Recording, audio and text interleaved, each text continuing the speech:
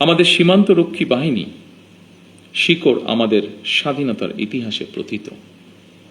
1971 সালের যেদিন চট্টগ্রামের কালুরঘাট বেতার কেন্দ্র থেকে শহীদ রাষ্ট্রপতি জিয়াউর রহমান স্বাধীনতার ঘোষণা দিয়েছিলেন, সেদিন সেনাবাহিনীর সাথে তদানীন্তন ইপিআরের সদস্যবৃন্দ বেতার কেন্দ্রের দায়িত্বে নিয়োজিত এক থেকে গৌরবময় ইতিহাসের সাক্ষী হয়েছেন এবং মহান মুক্তিযুদ্ধের সূচনা লগ্ন থেকে সেনাবাহিনীর সাথে অবিস্মরণীয় অবদান রেখে চলেছেন।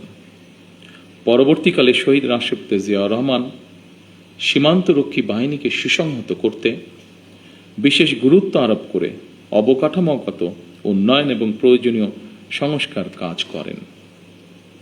সেনাবাহিনী থেকে যোগ্য ও মেধাবী অফিসারদের পেশনে প্রেরণের সংখ্যা বৃদ্ধি করা হয়।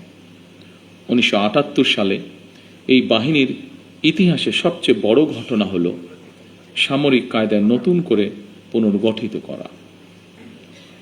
পূর্বের উইংসমূহকে পরিবর্তন করে ব্যাটালিয়নে রূপান্তর করা হয়।